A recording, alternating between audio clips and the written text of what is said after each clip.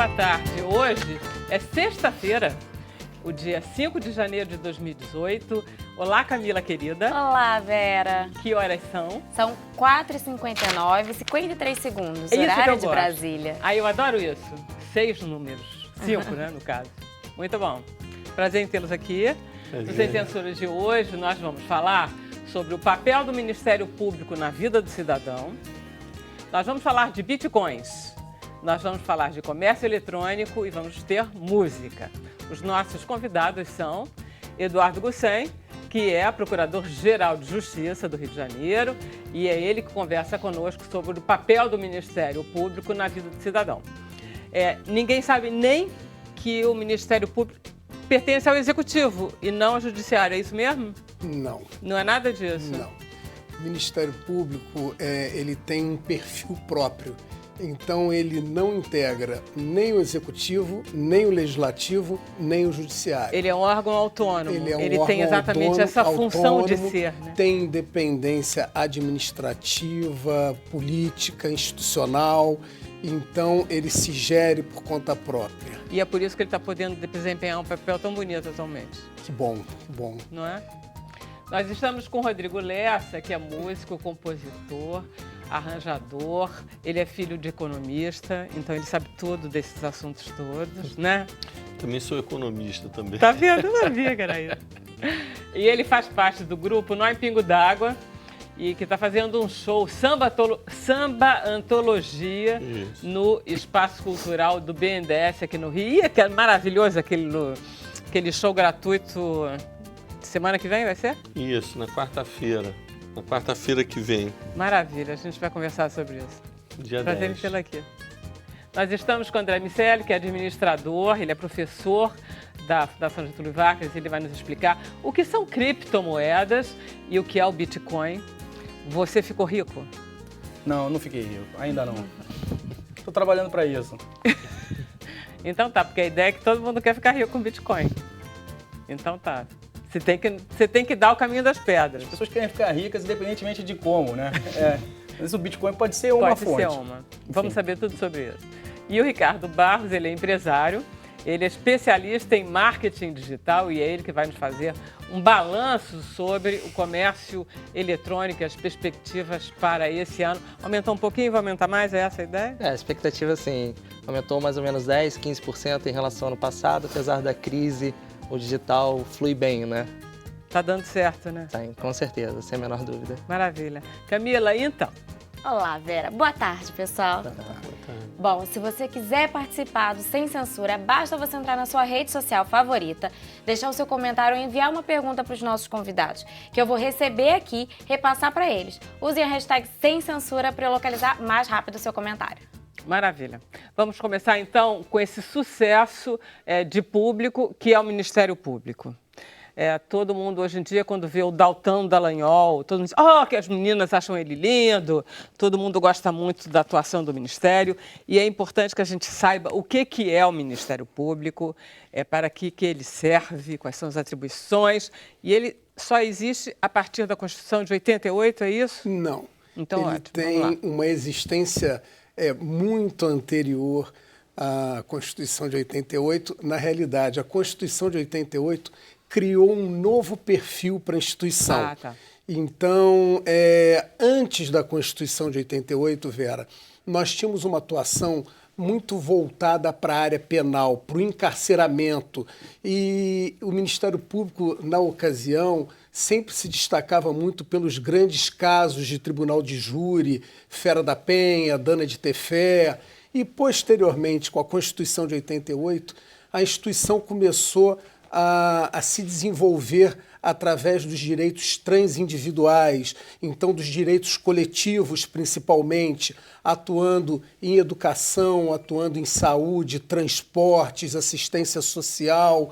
E, a partir daí, nós vamos nos aproximando mais da sociedade e do cidadão. Então, esse é o perfil mais relevante da instituição hoje, obviamente, sem deixar de lado a atuação clássica no direito penal. Ótimo. Isso quer dizer o quê? Ministério Público dá a ideia que o Ministério está aí para defender o público. Exatamente. A gente pode fazer essa leitura. Para defender a sociedade. Isso, no sentido da coisa pública. Para cuidar dos direitos e dos interesses da sociedade, da boa aplicação da lei. Então, nós somos fiscais, acima de tudo, da boa aplicação da lei. Esse é o nosso, é o nosso principal papel. Tá. E o que vocês, no caso, fazem em termos de como é que vocês são acionados? É isso que eu queria saber. Eu posso chegar e dizer assim, eu tenho um problema que eu chego até o Ministério Público e aciono. O que aciona vocês? Olha, tem várias formas disso acontecer. A mais tradicional hoje em dia é através da ouvidoria do Ministério Público e no Rio de Janeiro nós atendemos através do número 127, que é equivalente ao artigo correspondente da Constituição Federal que trata do Ministério Público e recebemos diariamente inúmeras ouvidorias relativas aos mais diversos fatos que ocorrem no dia a dia de cada cidadão. Então, relatos de improbidades administrativas, de agressões, de fraudes, e aí o ouvidor-geral do Ministério Público distribui essas ouvidorias e elas vão para os respectivos promotores de justiça com atribuições para conduzir esses casos. Tá, então são casos da ordem pública mesmo, não são casos penais, nem de roubo, nem pequenos. São os mais diversos possíveis, inclusive agressões, como Maria da Penha, algumas pessoas que não querem ir diretamente a uma delegacia policial, têm esse acesso ao Ministério Público via ouvidoria. E automaticamente essa ouvidoria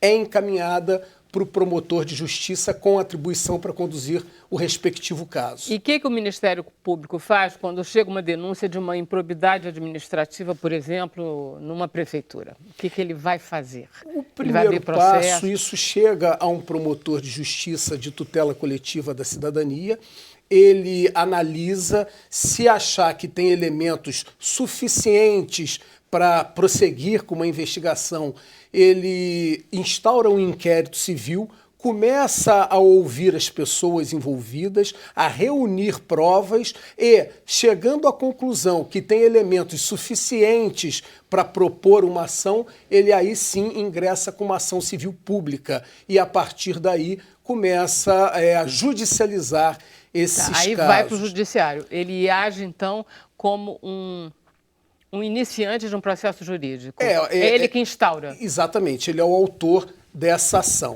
Agora, Vera, é muito importante também que se diga, primeiro, da relevância da instituição cada vez mais se abrir.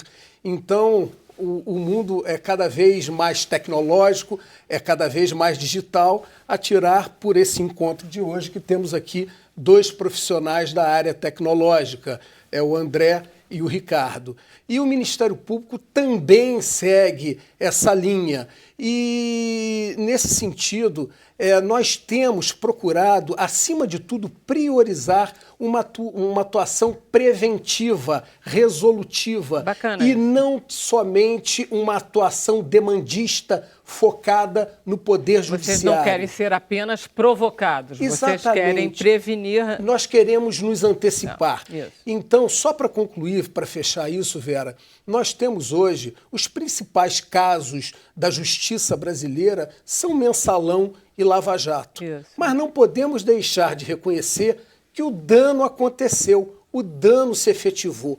Então, nós queremos mudar, não ter uma atuação reativa, e sim preventiva, acompanhando todos os passos para que não cheguemos a esse desfecho negativo para a sociedade num todo. Então, quando existem desvios como esses que geraram o processo da Lava Jato, políticas públicas deixaram de ser atendidas. E órgãos públicos deixaram de fazer o seu papel de fiscalização. Nós temos TCUs, nós temos milhões de órgãos de fiscalização que não fiscalizaram, não foi? Sim, de alguma forma deixaram a desejar na sua função de acompanhar esses casos preventivamente. Exatamente. Mas qual seria a possibilidade do Ministério Público fazer isso?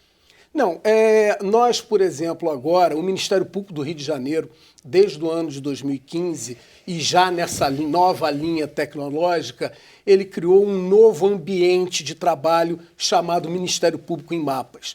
O Ministério Público em Mapas, ele se desenvolve através do georreferenciamento, através da estatística e da informação. Informação externa que buscamos dentro da grande rede e trabalhamos, informações internas, e para isso nós criamos um centro de pesquisas através do Instituto de Educação e Pesquisa do Ministério Público do Estado do Rio de Janeiro. E esse centro de pesquisas, ele faz um diagnóstico das promotorias e procuradorias de justiça e acoplado a ele nós temos 3 laboratórios, um orçamentário, um legislativo e outro jurídico. Então, nós acompanhamos a execução orçamentária em cada passo dela preventivamente, analisamos o perfil dos vereadores, dos deputados estaduais, dos deputados federais, senadores, para que a sociedade entenda todos os projetos que eles apresentaram na área de educação, na área de saúde. Mas isso no site da Câmara você também tem, estou querendo descobrir qual é o específico. E um jurídico. E nessa linha, a gente vai cada vez mais no exercício da nossa função, cotejando isso e mostrando para o cidadão. Então, hoje em dia, através dessa tecnologia toda, Vera, eu consigo chegar em um quarteirão e ver nesse quarteirão quantos domicílios existem, quantos homens moram lá, quantas mulheres moram lá, quantas crianças moram lá, quantas mulheres foram vítimas da Lei Maria da Penha, quantas crianças evadiram da escola. Então nós chegamos na menor célula e acompanhamos e fazemos uma análise apurada disso. Você acessa, porque a gente vai mostrar o videozinho do site. Sim, sim. Você acessa pelo site do Ministério Público? Sim, pela página principal do Ministério Público, tem lá uma aba Ministério Público em Mapas. Então vamos lá ver o pedacinho, como é que fica, como é que tá. Conhecimento, e é preciso construir um novo modelo de justiça, mais ágil, produtivo e flexível.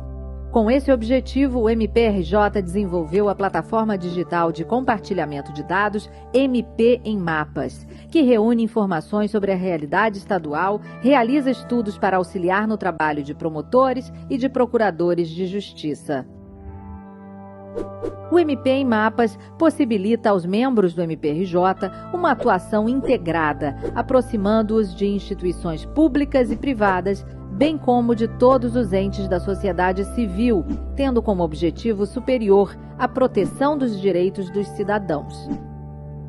A criação e a utilização do MP em Mapas representa a inserção do Ministério Público do Rio de Janeiro em um modelo de instituição inteligente, capaz de entender e pensar políticas públicas eficientes por meio do georreferenciamento, da estatística, do estudo de dados produzidos por órgãos internos e externos. Para tanto, o MP em Mapas elabora diagnósticos científicos por meio de dados abertos, que são garantidos pela Lei de Acesso à Informação, visando a criação de análises que servirão de base para estabelecer planos de ação. Todos os dados estão disponíveis para o acesso de cada cidadão. Gente, está ficando quase tão bom quanto o seriado americano. Sabe, aquele negócio que a gente vê que a gente não acredita, não. Nesse quarteirão aqui tem delegacia. A ideia é essa. Exatamente. E valendo-se também da Lei de Acesso à Informação, que é muito importante, foi um grande passo que o país deu. Nós vamos poder entrar em cada estrutura, em cada equipamento público desse e saber no batalhão de polícia quem é o comandante, quantas viaturas tem, como elas se deslocam, na delegacia policial, quem é o delegado, quem são os inspetores, os registros feitos. Então, essa é a tendência do mundo moderno. Vera, melhor do que isso, não é só vocês, não, nós também? Exatamente. E no mundo moderno, nós já não falamos só em transparência, é transparência ativa, ou seja, nós temos que nos antecipar e disponibilizar, abrir os dados. Então, dentro desse conceito de políticas públicas modernas, nós estamos falando de dados abertos, governos abertos, cidades inteligentes e interativas. É isso que a sociedade clama hoje e é isso que eu acho que falta, acima de tudo, no nosso estado do Rio de Janeiro, tão castigado por tanta corrupção e tantos desvios. Sem dúvida nenhuma. Eu queria só que você me explicasse ainda, no caso de você falou da Lava Jato, que é o programa, a operação que está tendo mais visibilidade, como é que ela se processou inicialmente, na medida em que a gente sabe que são procuradores federais, mas que estavam em Curitiba, não é isso? Sim, ela, na realidade, ela veio se desenvolvendo e se concentrou muito em Curitiba, mas ela se distribui, ela tem lastros pelo Brasil inteiro. E no Rio de Janeiro ela tem o seu braço, sem dúvida alguma, muito em função até da sede da Petrobras ser aqui, ela teve uma atuação, a organização criminosa atuou no Rio de Janeiro com grande intensidade. E a gente está pagando até hoje. E forças-tarefas foram sendo instaladas para poder apurar. Agora, aí nós nos valemos também de uma lei que foi da colaboração premiada na lei dos crimes organizados, que ela contribuiu muito para isso, e antes de 2014 nós não chegávamos a essa prova com tanta Tanto é que profundidade. O mensalão ficou parado Exatamente, por conta disso. Exatamente. Né? Então, hoje em dia, e nós temos que lutar muito pela manutenção da lei da colaboração premiada, do Instituto da Colaboração Premiada, e sabemos que é uma briga difícil, é uma disputa, porque ela modificou o sistema de provas do direito brasileiro, mas ela é de uma relevância absoluta. Eu tenho certeza que ela veio para ficar. Outra coisa é a respeito da eleição do procurador-geral, que é feita por uma lista tríplice eleita por seus pares. São Sim. Todos os funcionários? Não. Não, são membros. são Membros só os ativos. Membros. E eles elegem uma lista tríplice e é apresentado, no caso, ao governador do estado que escolhe. Exatamente. Isso é complicado. Não é o que a gente tem visto, né? A gente tem visto Rio de uma Janeiro, independência grande. No Rio de Janeiro, principalmente, tradicionalmente, primeiro é importante dizer que essa lista só ocorre no âmbito dos estados. Para o Ministério Público Federal, para o cargo de Procurador-Geral da República, a Constituição não prevê a elaboração dessa lista. No Rio de Janeiro... Não teve isso? Não. A Raquel Dodge foi a escolha simples do presidente da República? Sim, ela partiu de uma lista elaborada pela Associação dos Procuradores da República. Tem razão. Mas é uma lista informal. Tá.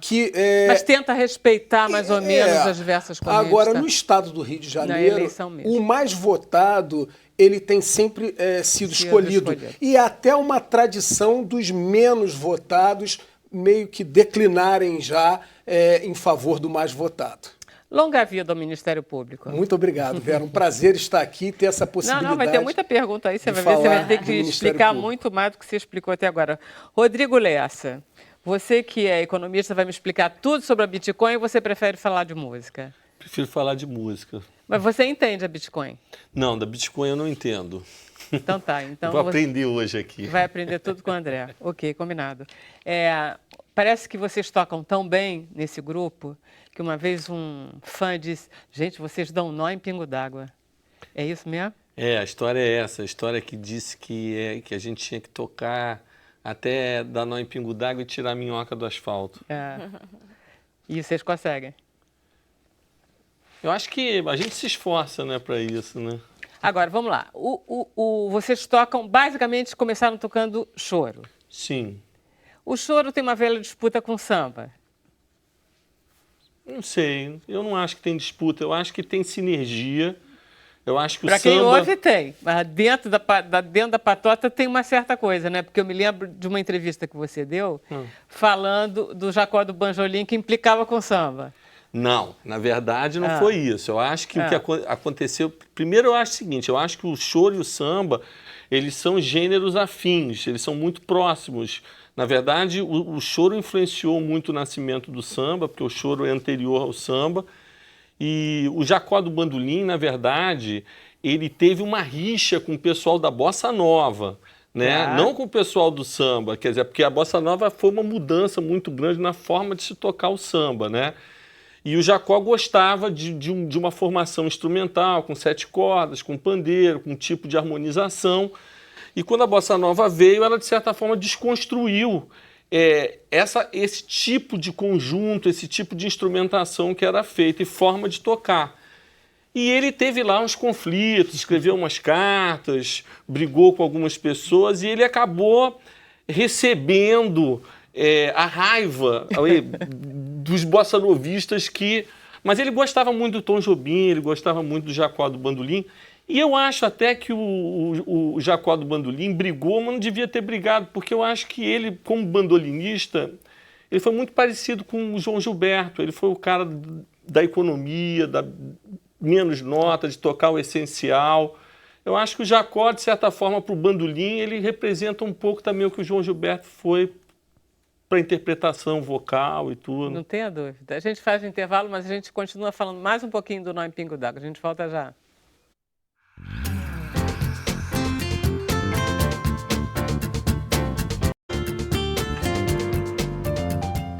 Estamos de volta, vamos perguntar para a Camila que temos.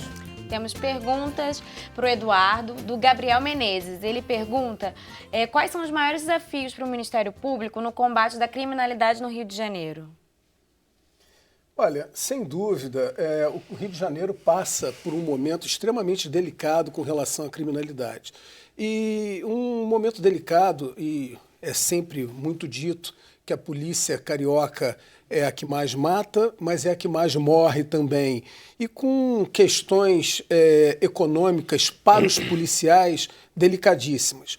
O Ministério Público do Estado do Rio de Janeiro constituiu um grupo, que é um grupo especializado em segurança pública, que vem conduzindo essas questões, inclusive até quando houve uma possibilidade de greve dos policiais militares, nós fizemos, através de mediações, vários encontros com mulheres de policiais militares, com as esposas deles no Ministério Público, junto com integrantes do Tribunal de Justiça, e, sem dúvida alguma, nós temos que traçar políticas de segurança bem definidas para podermos evoluir. A Procuradora-Geral da República, a doutora Raquel Dodge, recentemente tomou uma medida corajosa em que reconheceu que as nossas fronteiras precisavam de reforço, principalmente no Rio de Janeiro, porque tanto o armamento pesado como as drogas, eles chegam aqui pelo mar ou pelos aeroportos e, sem dúvida alguma, eu acho que são medidas que vão trazer uma resposta eficiente nessas questões de segurança pública. No caso, o Ministério Público está apoiando esse tipo de coisa. Podemos? Podemos. Então, vamos lá de Nó de Pingo d'Água de novo. Mas eu sei qual é a historinha desse show do Samba Antologia. Tem uma historinha? Tem uma historinha. A história é a seguinte: eu fui convidado pelo Itamaraty para fazer um show na Tailândia. Ô, vida boa! E nessa ocasião, a funcionária da embaixada lá pediu que eu incluísse no repertório alguns clássicos do samba.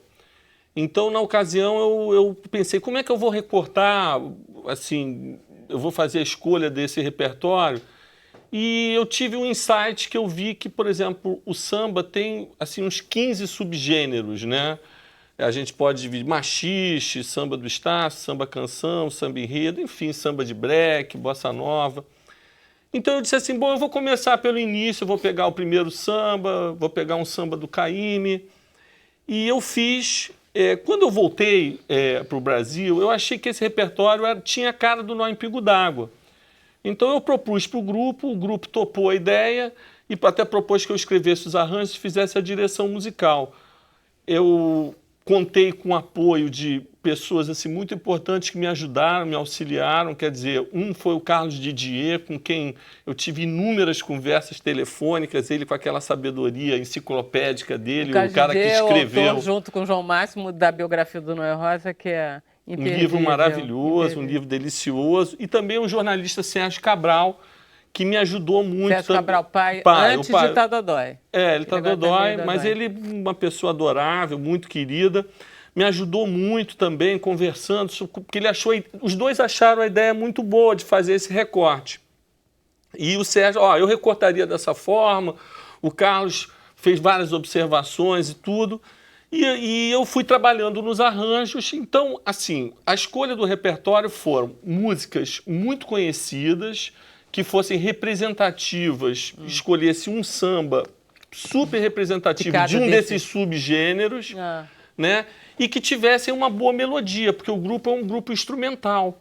Então, assim, não podia ser uma música que o forte dela fosse só a letra. Tinha que ter muita melodia bonita.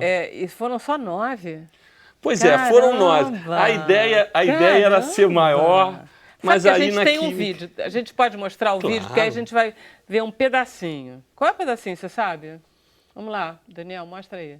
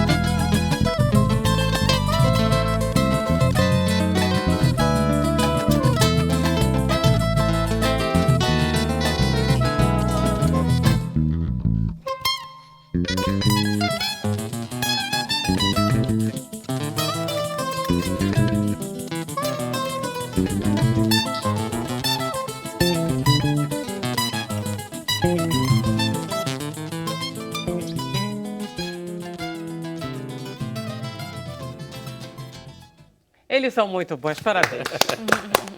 Vocês são muito bons, muito bons. Será que teria um outro pedacinho pra gente tocar no final do programa? Eu adoraria ouvir mais um pouco, hein? Tem. A gente selecionou uma música do Rogério Souza, que inclusive ganhou um prêmio no festival, chama-se Conversa Fiada, e que a gente vai tocar no dia 10 no BNDES, de graça, às 19 horas.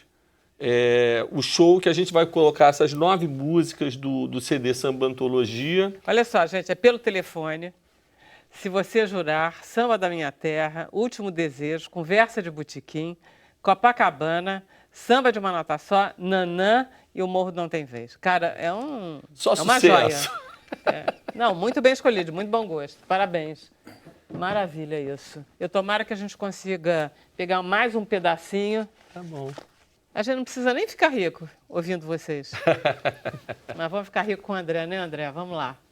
O que é isso? Por favor, explica. Que dinheiro é esse que não existe, que não tem lastro, que a gente não sabe o que é? É uma moeda que existe no mundo digital. Dá para fazer uma analogia com aqueles joguinhos de guerra que você precisava de dinheiro para comprar arma e poder continuar jogando. Existe uma paridade entre as moedas que você compra no jogo e as moedas que você usa no mundo físico. E você precisa transferir recursos do mundo físico para o digital e depois, com aquele dinheiro ali no digital, você pode jogar. Claro, por exemplo, eu quero comprar 7 metralhadoras e 4 AK-47. Exatamente. Eu compro $2,99, que me dá direito a ter 150 metralhadoras, ou então usá-los durante 150 minutos. Perfeito. Então, quando eu estou trocando, eu estou comprando, então, uma moeda... digital. Assim, isso, tudo bem. Mas eu estou usando o meu dinheiro real aqui. Sim, e da mesma forma que você faz quando você compra uma criptomoeda qualquer, uma moeda digital qualquer, a mais famosa, o Bitcoin. Você usa o seu dinheiro real, transfere para uma corretora e através dessa corretora você compra os ativos digitais. Tá. E aí você transaciona. A diferença é que essa moeda digital, as criptomoedas, elas são aceitas largamente. Ou, enfim, mais de 10 mil estabelecimentos pelo mundo já aceitam, inclusive a Microsoft, empresas muito grandes, o Real Madrid, o time de futebol, você pode comprar ingressos através de bitcoins. Tá. Eu tenho que ter uma poupança em bitcoins? Como é que eu guardo meus bitcoins? Funciona mais ou menos como você transaciona, como acontece quando você transaciona ações. Então você precisa de uma corretora, você faz uma transferência financeira da sua conta bancária para essa corretora e a partir dali você compra as ações ou, nesse caso, as criptomoedas. E elas vão para uma carteira virtual, uma carteira digital. Prefiro o termo digital do que virtual, porque dá a falsa sensação de que ele não existe. E, na verdade, então, ele existe pra caramba. No Tanto mundo é que digital. você tirou o dinheiro da sua carteira, da sua conta e jogou o dinheiro lá dentro. Exatamente. Dizer, então, tem valor. É isso. Né? Ela tem valor. Como é que surgiu o Bitcoin? As moedas, Há tradicionalmente, estão associadas ao governo, a governos. Há cerca de 10 anos. Na verdade, a pretensão é bem mais antiga. A pretensão tem em torno de 20 anos de se criar um instrumento financeiro, um instrumento monetário que não fosse regulamentado por governo nenhum, que tivesse independência e carregasse em si as características de uma moeda. Que ela tivesse valor percebido, que houvesse portabilidade, né? Então eu posso sair daqui e levar meus recursos para um outro lugar e que fosse possível se fazer transferências para outras contas. E esse assunto foi muito discutido até que, há aproximadamente 10 anos, supostamente um japonês, e supostamente porque ninguém nunca viu essa pessoa, se chama Satoshi Nakamoto, e o que leva, um dos motivos pelos quais se leva a crer que não é exatamente uma pessoa é que Satoshi é um acrônimo de 4 empresas japonesas que muito provavelmente montaram um consórcio com pessoas que escreveram esse artigo. Então ele escreveu um artigo propondo uma moeda digital com as características que o Bitcoin apresenta, que ele se baseia numa outra tecnologia, que na minha opinião é a grande tecnologia revolucionária, ou tão grande quanto as criptomoedas, que é a blockchain. Blockchain é um grande livro-caixa, um livro fiscal, onde são registradas as operações. O que, em tese, dá rastreabilidade total para qualquer operação feita com Bitcoin. Ou seja, eu posso saber o que está acontecendo com o Bitcoin no mundo inteiro? Você pode saber, você não vai saber as pessoas, não vai identificar as pessoas. Porque é anônimo, não é Exatamente, isso? Você vai identificar as carteiras de entrada e saída. Eu posso verificar? Eu tendo minha carteira, eu posso verificar? É possível verificar. Esse é um instrumento fechado que, como o Bitcoin, do jeito que está montado hoje em dia, ele não permite que as pessoas acessem esses dados. Ou pelo menos que você não consiga saber de que pessoa física para que pessoa física, ou de que jurídica para que jurídica essa transação foi feita. Mas os registros estão ali. E eles funcionam de uma maneira que esse registro é replicado em máquinas do mundo inteiro. E aí esse processo de replicação, que se dá através da resolução de problemas matemáticos, se dá o nome de mineração, que é a forma através da qual se coloca um novo Bitcoin no mercado. Então é assim, eu quero comprar um Bitcoin, em vez de eu pegar os meus dólares, eu vou lá nesse... Como é que é o chain? Não, o blockchain é só o registro de uma transação que foi feita. Para minerar, como é que eu faço? Se você quiser criar um Bitcoin... eu quero gerar um Bitcoin. Existem em torno de 17 milhões de unidades disponíveis no mercado. Quando o artigo foi escrito, para evitar um movimento inflacionário, se limitou a quantidade total de bitcoins em 21 milhões. Ou seja, muito provavelmente, até 2040, eu imagino que isso vai acontecer antes de 2040, a gente já deve ter o estoque total disponível no mercado. Tá, mas aí você... Então, se você quiser criar um Bitcoin, gerar um Bitcoin, você disponibiliza a sua máquina para que ela ajude a processar as transações que estão sendo realizadas no mundo. Então, você é remunerado com Bitcoin por processar as transações que foram feitas por outras pessoas. Eu dou a minha máquina, ela soma a todas as outras maquininhas e eu sou recuperada com um bônus que é um Bitcoin, digamos. Assim, exatamente. A questão é que cada vez que o número de moedas disponíveis se aproxima de 20 milhões, é necessário resolver mais problemas matemáticos. Claro, então, fica mais caro. Fica mais caro produzir. Estou achando muito democrático. A ideia é exatamente essa. A ideia é exatamente essa. A ideia do começo da internet sempre foi uma coisa... Vamos tentar fazer tudo de uma forma mais democrática, né? Sem dúvida. Nunca dá certo, mas Posso fazer uma pergunta? Fala. André, o Bitcoin é uma moeda, mas ele ultimamente tem sido, e você comentava isso anteriormente, muito utilizado como um investimento, como uma espécie de uma ação. Sim. Você pode esclarecer isso para a gente? Claro, e é daí que vem Daí que começa o problema. o movimento de bolha e de toda essa discussão que está acontecendo. Quando você compra um ativo qualquer, você compra esse ativo pensando no retorno sobre o investimento que ele vai te dar. Ou você vai usufruir desse ativo, né? Se você comprar como um investimento, você compra porque ele vai te trazer algum retorno. Então, quando você compra uma ação, o que norteia o valor daquela ação é a quantidade de dividendos que aquela empresa paga. Então, você compra aquela ação esperando receber os dividendos dela, e quanto mais a expectativa de distribuição de dividendos cresce, maior é o preço dessa ação, e aí cria a possibilidade de um ganho secundário, que é você transacionar essa ação num outro mercado. Legal. Quando você compra um apartamento, você faz isso, porque você vai ter um imóvel, mas a menos que você vá morar nesse apartamento, e aí eu falo, né, quando você não vai usufruir do bem, mas quando você compra como característica de investimento, você compra baseado no valor dos aluguéis que você vai receber quando colocar aquele apartamento, quando for negociar aquele apartamento. O problema é que o Bitcoin, as moedas de uma maneira geral, não são feitas para isso. Você compra ou para fazer um lastro, uma poupança. Você compra dólar, euro, ouro, ou para guardar, armazenar, ou para você usar. Você compra euro quando vai para a Europa, você compra dólar quando vai para os Estados Unidos, e assim vai. Então, ou você estoca... Porque você, na verdade, está dependendo dos bancos centrais de cada país, eles têm um poder sobre a emissão e a negociação dessas moedas, que no caso de um ativo digital você não tem. Exatamente. E a emissão de uma nova moeda, ou a emissão desregulada de uma nova moeda, de uma quantidade qualquer de moeda, traz um movimento inflacionário. Isso. E por isso tem a velha história do lastro, que você muito bem comentou. O Bitcoin não tem lastro. Essa é uma discussão sobre escassez. E são questões econômicas que acabam norteando o valor de qualquer moeda.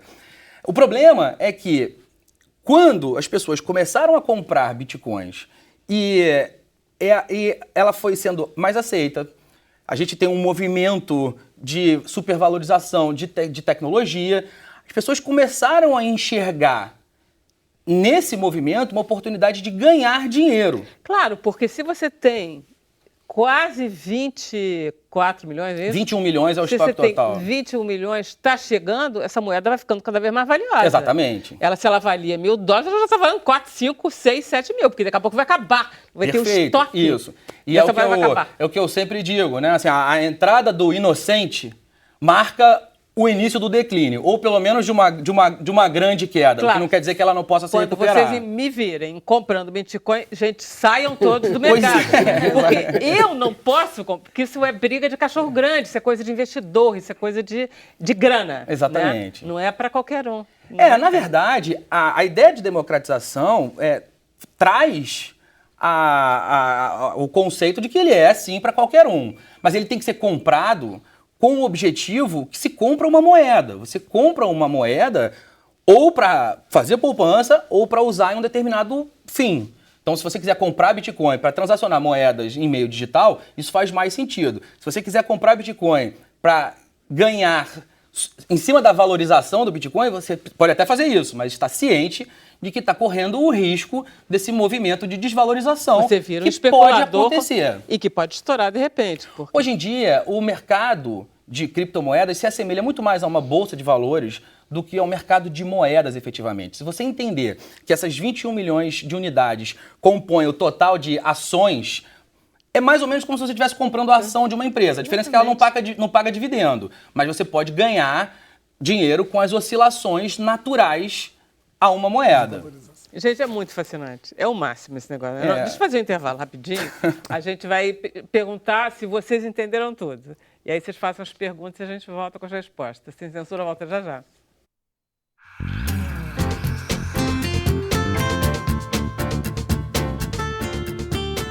Brinquedo. Nós voltamos com o Sem Censura. Deixa eu passar a palavra para a Camila. Isso. Surgiram muitas dúvidas, que né, bom, obviamente. Que bom. Uma delas é da Ângela Souza. Ela pergunta como funciona o Bitcoin em relação ao imposto de renda. Você vai ser tributado por ganho de capital. Então, o que valorizar, você paga imposto. Mais ou menos como acontece com Bolsa de Valores, com ações. Tem uma outra pergunta aqui do Davi Leão. Ele pergunta, ele fala, a transação dos bitcoins gasta muita energia e dura cerca de 10 minutos. As outras moedas tendem a seguir o mesmo caminho? Existe uma opção para gastar menos energia? Porque ele comenta também que, com a entrada dos bitcoins nos mercados, várias outras criptomoedas surgiram. Ele pergunta por que elas surgiram e por que o Bitcoin está perdendo mercado para elas. É uma belíssima pergunta do Davi. Bom, existem mais de 1000 criptomoedas diferentes. E criptomoedas com aplicações diferentes também. Ninguém sabe exatamente o que vai acontecer com o Bitcoin e com as criptomoedas. A minha aposta é que elas vêm para ficar, não tem muito como frear esse movimento. Mas a minha aposta também é que não vai ser o Bitcoin a moeda padrão. Muito provavelmente a gente vai encontrar moedas com aplicações específicas. O que eu quero dizer com isso? Por exemplo, tem uma moeda chamada Tron, que tem feito parcerias com vários sites de jogos para que os sites de jogos aceitem como moeda virtual ou digital funcional. E transações específicas ou transações que demorem, que precisem de menos tempo, por exemplo, quando eu uso o Bitcoin para fazer uma transação, eu demoro cerca de 10 minutos e pago entre 10 e 15 reais para fazer essa transação, porque a corretora cobra um pedacinho dessa transação. Quanto vale um Bitcoin? Hoje, $16 mil. Um Bitcoin. Você pode comprar fracionado. Eu queria uns 2 ou 3. E aí, aqui no Brasil, a gente vive dois movimentos de variação. O movimento inicial do próprio Bitcoin e o segundo da variação de real e dólar. Gente, ele está em 16, mas ele saiu de quanto para chegar em 16? De $1 centavo. $1 centavo. Já bateu 10 anos 20 mil atrás. dólares. Gente, qualquer um vai ficar milionário. Acaba a tua explicação Só rapidinho, voltando. que eu quero conversar com Então, aí a gente tem um problema, o tempo de transação. Imagina você chegar num café e pagar lá o cafezinho, a água e demorar 10 minutos esperando a transação, a confirmação dessa transação. Difícil. Você paga entre 10 e 25 reais para que essa transação seja realizada. Então você vai pagar um café que custa 5 e pagar 25 por isso? Essa conta não fecha muito bem. E uma outra questão é a quantidade de energia elétrica necessária para consolidar essa transação. Então, dado que para fazer essa transação se consolidar, ou seja, tirar um registro de uma carteira virtual e colocar em outra, eu preciso resolver problemas matemáticos que, à medida que essa moeda se aproxima de 21 milhões, são problemas mais complexos, isso demanda mais capacidade de processamento. Se demanda capacidade de processamento, demanda energia elétrica. Então, você tem o suficiente para abastecer uma casa de 3 pessoas por um mês por transação de Bitcoin. É muito caro. São 7.500, em torno de 7.500 vezes a mais de energia elétrica do que uma transação de cartão de crédito. Isso inviabiliza o Bitcoin como moeda universal. Por isso, a minha aposta já existem moedas, como o Litecoin, por exemplo, que é uma moeda que consome muito menos energia. E outras moedas com aplicações específicas. Mas você sabe perfeitamente que os governos são capazes de, ou então as próprias empresas, os principais interessados, de regulamentar o Bitcoin e tirar esse gasto todo. Exatamente. Facílimo. É bastante facílimo. Provável que isso aconteça. Se ele é bom, se ele é popular, ele acaba sendo regulamentado de outra forma. A entrada, há mais ou menos um mês, talvez um pouco menos, o Bitcoin passou a ser negociado na Bolsa de Mercado Futuro de Chicago. Isso é um passo para o amadurecimento. Quando isso é reconhecido como um ativo, quando os governos começam a se posicionar, então você tem governos como o de Hong Kong que se posicionam de forma negativa à utilização do Bitcoin. Você não pode comprar lá, porque existe uma lei que, em praticamente todos os países, que as transações financeiras daquele país devem ser feitas na moeda corrente. Mas peraí, eu vou ter que te interromper, porque eu quero muito conversar com o Ricardo. Tá bom. E a gente vai jogar isso no Facebook, a gente vai ficar mais 15 minutos no Perfeito. Facebook. A gente deixa Singapura 5 minutos, a gente volta para cá. Uma coisa um pouquinho mais simples e anterior a isso. Mas, no fundo, data da mesma época. Eu me lembro que uma vez eu cheguei na Ponto Frio, na loja, e disse, no site está muito mais barato sua televisão. Aí o cara olhou para mim e disse, sim, senhora. O site é muito mais barato. Muito profundamente irritado. E até hoje é isso. O comércio eletrônico ele é mais barato do que a loja física. Exato. E isso é uma das razões do sucesso? Sem dúvida, essa é uma das razões de sucesso. o que seria um sucesso ainda maior é se as empresas se integrassem, né, toda a parte digital com a parte física, né, e você fosse efetuar uma compra e esse vendedor ele não ficasse chateado. Se ele te passasse, por exemplo, o cupom, com aquele cupom ele poderia receber, por exemplo, a comissão de venda dele, né? Então essa integração de mundo físico e digital falta muito ainda para o e-commerce mundial, não é só brasileiro, sabe? Isso é uma sensação de todo o mercado digital. Ele evoluiu muito em pouquíssimo tempo e algumas empresas ainda ficam meio lá na idade das pedras, né? Ainda não conseguiu chegar nesse mesmo nível digital. É quase como se o consumidor fosse mais rápido do que o comércio? A inovação sempre precede qualquer outra coisa, né? Até o próprio movimento de mercado demora mesmo a amadurecer, a entender, como aconteceu aqui com o Bitcoin, sem a menor dúvida no e-commerce é a mesma coisa. Mas o Bitcoin é um problema, porque como tem lucro e tem um lucro muito alto, é muito tentador para quem quer brincar com isso. No comércio não, você está lidando com necessidades básicas das pessoas. Exato. Sim, E com a crise econômica. Não, exato. A crise econômica, ela impacta pra caramba o mercado digital, não tem como. Mas como você tem um senso de liberdade maior, até a facilidade de você criar um negócio digital é muito mais rápido do que um negócio físico, né? Até o que a gente chama de break-even, né? O tempo para você atingir o lucro, teoricamente, é mais rápido. Isso atrai muita gente para criar pequenas empresas que têm um potencial inovador muito grande.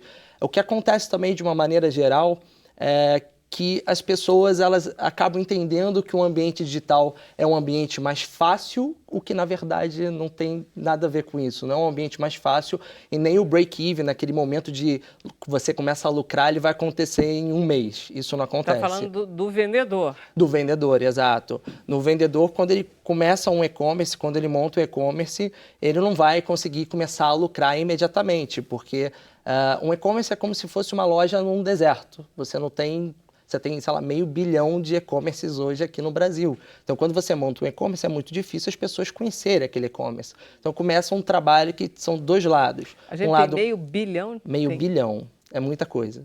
Você começa um trabalho de um lado para construção orgânica, para você ser encontrado no Google, no Bing, enfim, todos os mecanismos de busca, que é um trabalho de longo prazo, demora para você aparecer numa coisa relativamente rápido. E um outro lado é o trabalho em mídia paga, onde você começa a fazer, de fato, publicidade digital.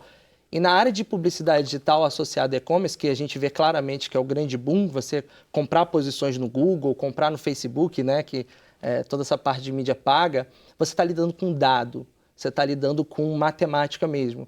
E de uma forma geral, esse mercado é dominado por agências, são agências triviais, normais, que fazem um trabalho de gestão de mídia paga.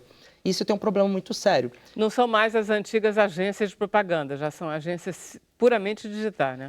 Você tem as agências tradicionais, aí tem agências híbridas, aí você tem algumas agências de performance e hoje tem as edtechs, que a gente chama, que são empresas tecnológicas para trabalhar no mercado de propaganda digital. Porque quando você fala de dado, você está falando de machine learning, você está falando de inteligência artificial, você está falando de big data, você está falando de um comportamento muito mais matemático do que qualquer outra coisa. Você está falando dos algoritmos que fazem com que eles mandam, aqueles algoritmos que mandam na gente? Que a gente pensa que a gente está mandando, mas são eles que dizem. Exato. É você passar hoje em dia perto de uma loja e quando você abrir o Facebook está lá a propaganda daquela loja. Claro, porque a loja registrou o movimento do seu olhar e vai... Acho que é o GPS. Tem de tudo. Não precisa nem tanto, né? Não, mas o Google já comprou uma startup que rastreia o teu olhar na tela. É claro, isso tudo é filme. É filme de ficção, gente. Eles imitam os filmes. Não, pois é. Dão ideia. E assim, o mercado vai voando de uma maneira absurda. A gente cresceu nesse Natal, agora foi mais ou menos 10%, 15% em relação ao ano passado, o que foi um crescimento bacana, apesar de vista a crise e tudo mais. A gente ainda tem um Natal, um momento muito forte. Você tem mais ou menos 5,5 bilhões de vendas aconteceram nesse Natal, que em comparação com a Black Friday é quase 3 vezes maior. Black Friday é 1,9 bilhões. Então a gente imagina, Black Friday é forte, muito forte, mas o Natal ainda continua sendo a principal época. E tem uma característica muito diferente. Esse período de Natal, 93% das pesquisas no Google por presente ocorrem no Natal. Esse 93 é um pouco é um pouco exagerada. Gente, como que 93%, né? Você imagina que Dia das Mães, Dia dos Pais, Dia da Criança, as pessoas vão procurar também muito presente, mas muito menos. Outro dado interessante que você tem... Outro dado interessante é que só no mês de dezembro tem 13º salário. É verdade. É verdade, sem a menor dúvida. Mas quando você vai, por exemplo, para uma Black Friday, grande parte da busca por produto na Black Friday ocorre para a pessoa que quer comprar um produto para ela mesma. Né? Então é muito diferente do Natal. A gente teve uma média de 5 produtos comprados para presente nesse Natal e 15% do público comprou mais de 10 produtos, 10 presentes para dar no Natal. Então isso é uma coisa bem interessante. O mercado aquece, né? A facilidade de você encontrar, enfim. Qual é a diferença de vocês considerarem as compras por celular que estão crescendo serem tão importantes assim? O celular é um assunto... Para mim, é um dos mais importantes hoje, toda essa revolução do celular, né? Da internet no celular, né? Exato, sem a menor dúvida. Hoje acontece com muita frequência, eu estou falando um pouquinho mais de 50%, a pessoa está numa loja física e, né, como você disse, comparando aquele preço com o preço do site, com o preço dos concorrentes. O celular ele tem um papel que a gente chama de assistência muito forte na venda. A gente não pode mais entender o consumidor como se ele entrasse numa loja, efetuasse uma compra e acabou. Não é assim. Hoje você tem muitas vezes em 30 dias 260 pontos de contato. Isso é um dado interessante dos clientes lá da minha empresa. São 260 pontos de contato com a tua marca até o momento da venda. Então, Como assim? Imagina o seguinte, você não conhece uma marca, de repente você está no YouTube e recebe aquela propaganda no YouTube, você começa... Você presta atenção. Se você passou mais de 30 segundos vendo aquele vídeo, ele pode te adicionar numa lista de remarketing e quando você está num blog, você começa a ver aquele banner chato que te segue, né? Quando você vai para um Facebook, você começa a ser impactado de novo. Aí você já conhece a marca, já acessa o site. Em 30 dias, essa pessoa foi impactada 262 vezes por propaganda dessa empresa para, então, efetuar uma compra. Então, você tem a chamada jornada. Você tem uma jornada de compra do usuário. A gente não pode entender, por exemplo, que o usuário ele entra no site e efetua uma compra. E o que aconteceu anteriormente? Ele foi impactado por muita coisa, inclusive offline. Gente, muito bacana tudo isso. Realmente esse mundo é maravilhoso. E em relação às mídias sociais, elas têm um papel muito grande também? Tipo Facebook, não sei o quê. Independente de tudo? Mas você não compra através das mídias, né? Você até pode comprar no Facebook, ele tem uma área para você construir loja ali dentro através de web apps, mas o Facebook, as mídias sociais, eles também partilham do mesmo conceito do celular. É como se fosse um papel mais de assistir a conversão, ou seja, quando a gente fala de funil de conversões, isso é muito comum no marketing, você tem pessoas numa primeira etapa do funil que estão reconhecendo você, que estão conhecendo a sua marca, nunca ouviram falar e primeiro eles têm que ter esse impacto. Depois a pessoa gera um certo interesse pela sua marca, depois entra no momento de decisão. O momento de decisão é tipicamente quando ela está comparando a sua marca com outros concorrentes e por fim ela compra. Então você tem todo esse funil de venda. E a mídia social ela entra bem no início e no meio. Maravilha. Lá no fim já fica um pouco mais para os buscadores. Obrigada, Ricardo, foi ótimo. Obrigado, André, obrigado, Rodrigo, obrigado, procurador, obrigado a vocês que nos acompanharam de casa. Camila, vamos então para o Facebook. Vamos, aí não restam dúvidas. E aí não restarão dúvidas. A gente volta amanhã. Não, hoje é sexta, a gente volta segunda-feira, 5 horas da tarde. Até lá.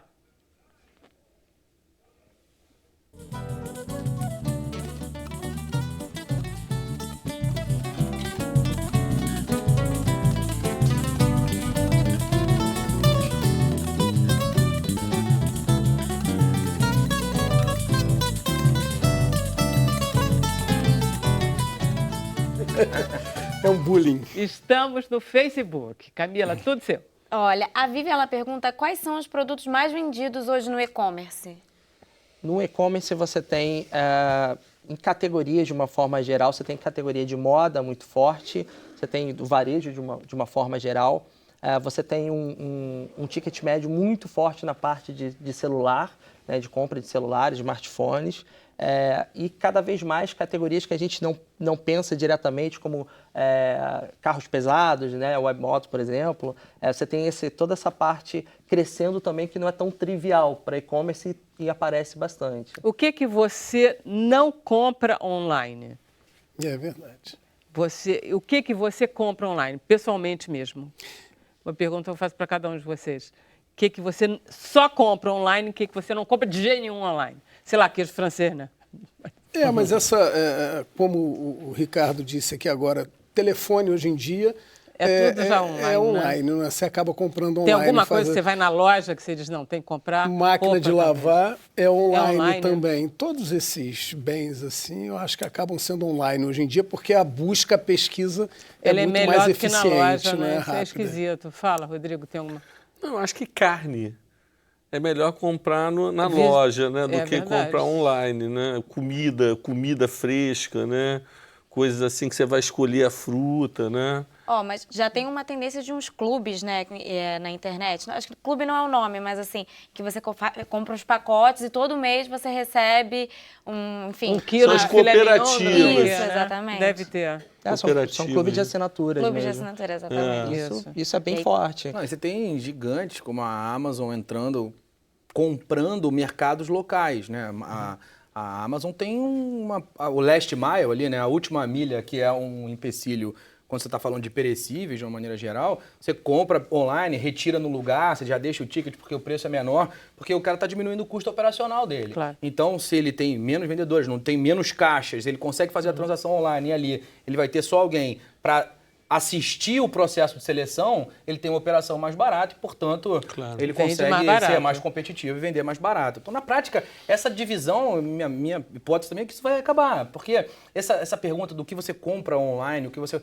Não tem nada que eu não compraria online, mas tem coisas que eu não compraria antes de ver. Eu não vou comprar eu não tenho problema nenhum em comprar um carro online, mas eu quero vê-lo. Eu provavelmente quero fazer um test drive. Então, essa integração, que ele disse muito bem, ela naturalmente vai acontecer.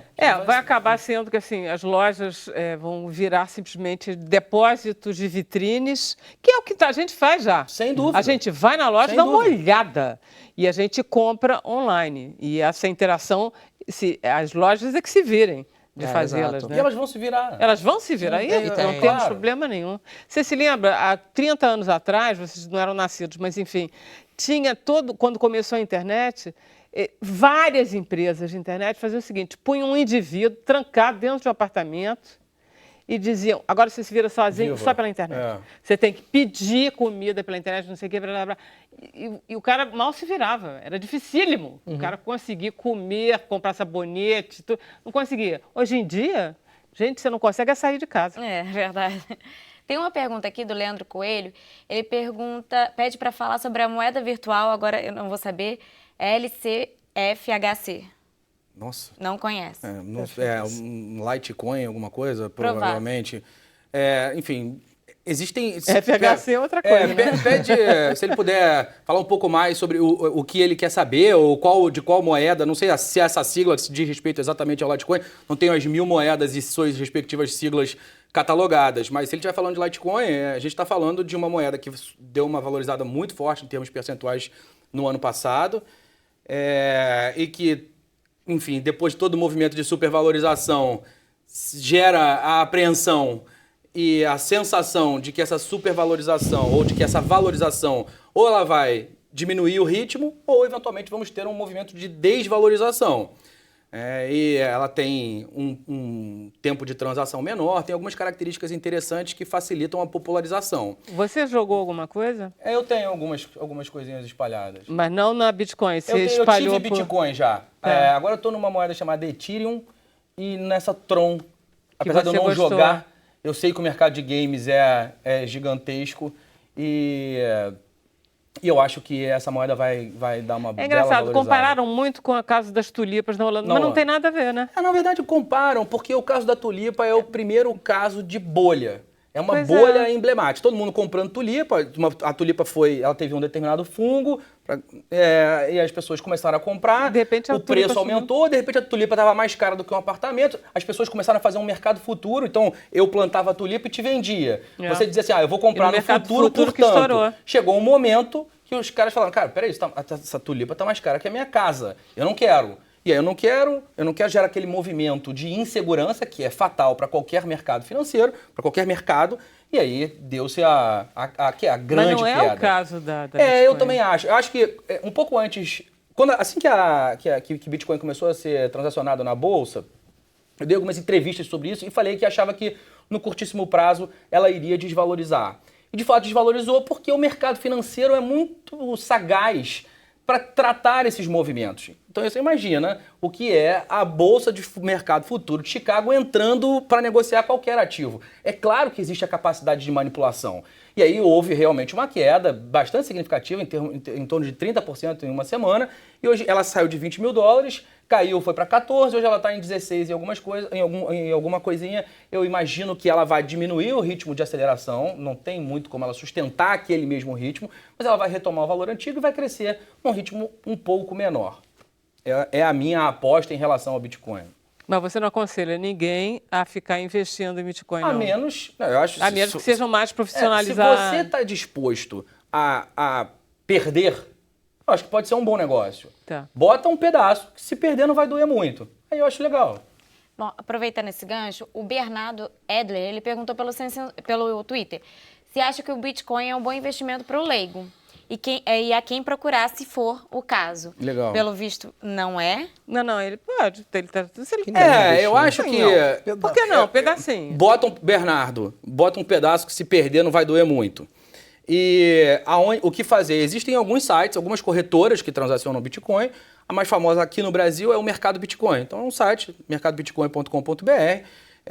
Você acessa e cria a sua carteira e transfere um dinheiro para lá e a partir de lá compra a moeda que quiser. Agora, a gente não é a gente que tem que resolver os altos problemas matemáticos, não. É a nossa máquina. Não, nesse caso, se você comprar o Bitcoin diretamente, você não, nem a sua máquina, nem você. A corretora resolveu lá sozinha. Esse é o nome dado aos mineradores. Eles resolvem os problemas matemáticos. Mas não são eles, são as máquinas. Sem dúvida nenhuma. Não seriam eles. De jeito nenhum. Não é o Stephen Hawking lá digitando. Sem dúvida nenhuma aqui não. Ok. Tem uma pergunta aqui da Jussara, ela quer saber como fica a privacidade frente à publicidade dos e-commerces. Privacidade... Ele já não ouve essa palavra há muito tempo. Deu essa sensação. Ricardo, a sua reação foi maravilhosa. Privacidade, isso é problema? Na verdade, privacidade é curioso, né? Que a privacidade ela tá muito ligada à forma que o próprio navegador te trata. Então, a possibilidade de ele acumular aquele cookie, que ele sabe, por exemplo, ele expira normalmente 90 dias, então ele sabe que site você entrou, quanto tempo você passou ali, para justamente poder fazer esse movimento que eu falei de remarketing, né? Que é a capacidade de ele botar aquele bannerzinho te seguindo em vários sites.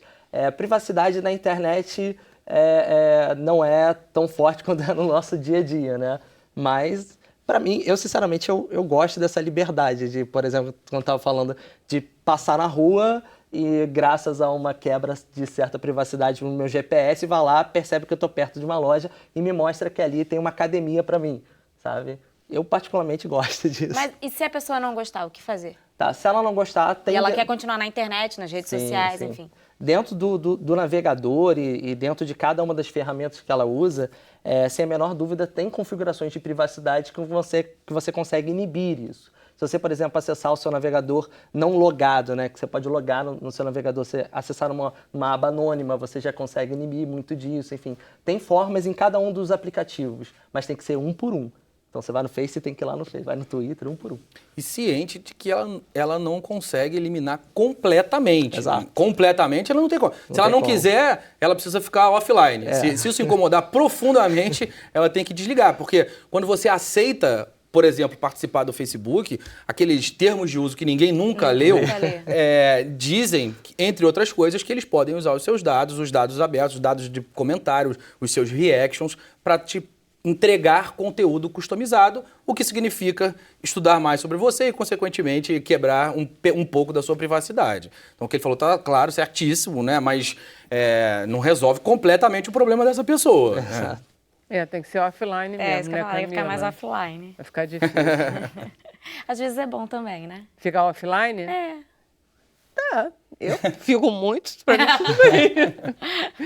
Você não. Não, então, por isso que às vezes eu acho que é bom ficar offline, porque a gente fica tanto tempo no digital, aqui, olhando, sendo impactada por mil coisas. Invade a vida, que né? às vezes é difícil ficar offline, não ser impactada, poder realmente dar uma parada. Mas não tem muito a ver com privacidade, né? Isso é que é engraçado, porque o fato de saberem que você acessa sites de sapato... na verdade, não é o 1984 que está acontecendo, né? É um 1984, porque, na verdade, os caras vão lá, são duas empresas que rastreiam, né, seus apetites, seus gostos, seus desejos, sua maneira de pensar. Eles classificam, eles rastreiam, eles decodificam e depois eles entregam para o mercado, né, oferecer os produtos para você. É uma mudança que aconteceu, mas, na verdade, a privacidade acabou, né? Assim, com esse mundo que tem, né? Eu não acho isso, não. Hã? Eu não acho isso, não. Não? Eu acho que a privacidade é outra coisa. Eu concordo, acho que a privacidade é Privacidade outra coisa. é outra coisa. A privacidade, você preserva ela direitinho. Exato. Se você quiser. Você não acha, não? Não, concordo 100%. Grande parte desses dados que são captados é mais para, por exemplo, quando você entrar num e-commerce e pesquisar um sapato preto, a sua pesquisa por sapato preto ser diferente da pesquisa de sapato preto do seu colega. Então, cada e-commerce vai te mostrar um sapato preto diferente pelo teu comportamento, mas a sua privacidade, seu dia a dia, está completamente reservado. E tem uma questão importante, essa própria discordância, vamos dizer assim, sobre o tema, é importante para ajudar a gente a refletir sobre ele mesmo, né? Assim, a privacidade para a gente tem papéis diferentes. Se a gente encontrar alguém da geração millennial, alguém que nasceu na virada, existe uma outra relação. Era muito... Quando antigamente caía alguma coisa de cunho sexual, um nude de uma menina, ela se mudava da cidade, saía... Hoje em dia, as pessoas estão mais tranquilas em relação a isso, vamos dizer, tranquilo, porque acontece com muito mais frequência. Não, eu acho que as meninas estão mais espertas e estão tirando menos nude do que elas faziam antigamente. Né? Enfim... Eu acho que a tendência é você ficar mais esperto nesse mundo, porque senão você vai ter nude sim, exibido sim, por garotos... Mas o escândalo é menor. É mais ou menos como os brasileiros na praia e os americanos na praia. Eles olham para as roupas das mulheres brasileiras e acham que tem alguma coisa de anormal nisso. Tem uma questão de privacidade que a privacidade é cultural. Claro. Se a gente chegar numa aldeia indígena, a gente vai encontrar uma relação diferente com o corpo. E consequentemente, com a privacidade. A gente não vai fugir disso. Então, é por isso que é importante que você consiga dimensionar o grau de privacidade, vamos chamar assim, que você vai determinar para si próprio quando estiver navegando. Sei. Gente, esse mundo é fascinante. Eu agradeço muito os meus convidados. Obrigada a todos. Segunda-feira a gente volta. Vai ser tão bom quanto hoje. Até lá.